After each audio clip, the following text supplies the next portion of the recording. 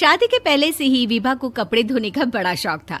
कभी नल के नीचे तो कभी तालाब के पास। अरे मेरी नीली वाली लुंगी नहीं दिख रही है। विभा की अम्मा, कहाँ रखी है लुंगी? अरे वो तो विभा ने परसों ही धोकर रखी थी आपकी अलमारी में, देखो वहीं होगी। वो ना मैंने आज धो दी, मुझे लगा कि गंदी हो गई होगी। अरे कैसे गंदी हो गई थी? उसे तो मैंने पहना भी नहीं। हे भगवान, इस लड़की के कपड़े धोने की आदत से परेशान हो गया हूँ मैं। जितना तो घर में राशन नहीं आता, उससे कहीं ज्यादा डिटर्जेंट पाउडर का खर्चा है।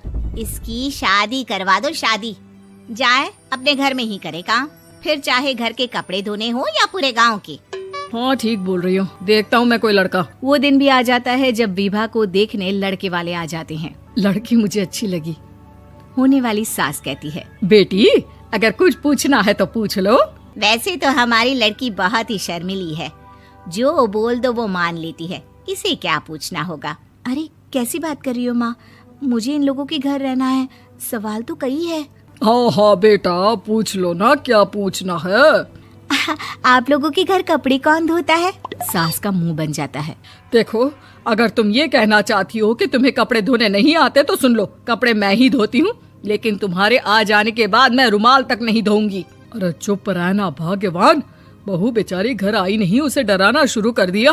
वो क्या है ना बिटिया, अभी तक तो ये कल्लू की माँ ही धोती थी, लेकिन अब तुम्हारे पापा तो दहेज में वॉशिंग मशीन देंगे ही।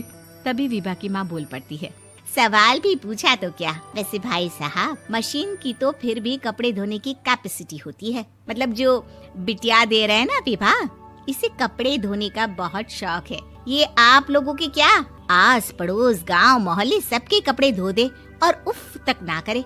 बाहर देखा नहीं आपने कितने कपड़े सूख रहे हैं, सब हमारी बिटिया ने ही तो धोए हैं। बस भी करो ना माँ, शर्म आ रही इतनी तारीफ सुनकर।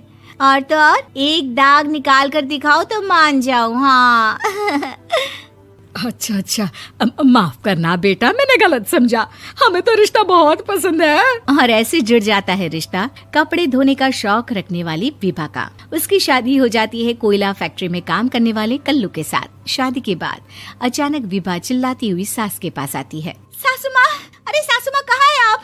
ये तो धोखा है, धोखा दिया आप लोगों ने मुझे। इसे ससुर के चक्कर के बारे में पता चल गया। अरे तो उसमें तुझे क्यों धोखा मिला है? अरे नल में पानी नहीं आता, कपड़े कैसे कब धुलेंगे? अच्छा अच्छा, तू पानी नहीं आ रहा उसकी बात कर रही है। तो आपने क्या सोचा? कुछ नहीं। अच्छा, तेरी माँ ने कहा था कि कपड़े धोने का शौक है तुझे, याद आया मुझे। शौक शौक बोलकर कपड़े धोने वाले मेरे जुनून को कम ना आके सासू माँ, कपड़ा धोना मेरा गुरूर है। तभी पति भी वहाँ आ जाता है। अभी अभी मैंने इसे सनी देओल की फिल्म दिखाई है, उसी के डायलॉग मार रही है माँ। अच्छा सुन, साफ साफ बता रही हूँ, पानी सुबह 4 से 6 और शाम को 10 से 12 आता है, समझी? विभा टाइमिंग सुनकर हैरान हो जाती है। ये क्या भूतों का मोहल्ला है? सुबह 4 बजे उठकर कौन कपड़े धोता है? 4 बजे टंकी में पानी जाता है, फिर सारा दिन धोना ना, किसने मना किया?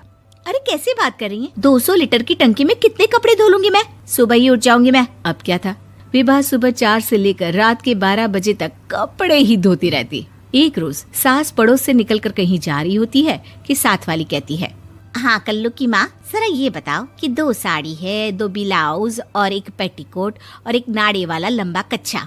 हाँ तो? अरे तो क्या, कितना लोगी धुलाई ये बताओ। धोबन दिख रहे हैं हम क्या? हमारे पति सरकारी नौकरी से अभी अभी रिटायर हुए हैं और बेटा सुपरवाइजर है कोयला फैक्ट्री में। धोबन समझ रखा है हमें? हाय रे कल्लू की अम्मा, माफ कर दो, वो तो मोहल्ले में यही सब बता रहे थे कि तुमने बहू को कपड़ा धुलवाने के काम में लगा दिया है। सास को पड़ोसन की बात सुनकर गुस्सा आ जाता है। वो घर पहुंचती है जहां घर के बाहर ही इतने सारे कपड़े सूख रहे होते हैं जितने कि किसी धोबन के घर पर। अरे ओ कल्लू की दुल्हन, बाहर निकल। माँ जी यहीं आ जाओ, बाथरूम में चादर धो रहे हैं हम। अरे अभी हम धोते हैं, तुमको बाहर निकलो। ये आस पड़ोस वाले बोल रहे हैं कि हम बहू से कपड़े धुलवा धुलवा कर उसे कपड़ा धोने वाली बना दिए हैं। अरे छोड़ो ना माँ जी, किन लोगों की बातों में आती हो? आस पास के लोगों का तो काम ही होता है कि वो किसी तरह सास बहू को लड़ा दे। बहू सारे घर के कपड़े धोती है, ये क्या कम है? बोलिए। सास को भी लग जाता है कि वो बहू का ये सनकीपन नहीं छुड़वा सकती, इससे अच्छा है कि खुद ही चुप हो जाए।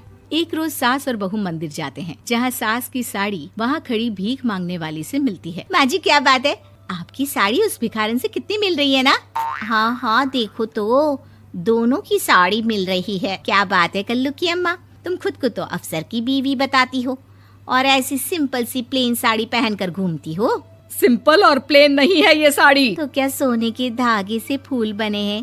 कुछ भी सासू माँ, कुछ भी। हाँ बने थे इस साड़ी में सोने के धागे से फूल। मेरे पति लेकर आए थे मद्रास से स्पेशली मेरे लिए 10,000 की। ताहे भाई साहब इस भिखारन के लिए भी सेम टू सेम साड़ी लेकर आए होंगे 10,000 की। सास उस वक्त तो कुछ नहीं कहती, लेकिन बहू के साथ घर आती है और अलमारी से एल्बम निकाल कर लाती है। ये साड़ी देख रही है, ये वही साड़ी है जिसे मैंने अभी पहना था।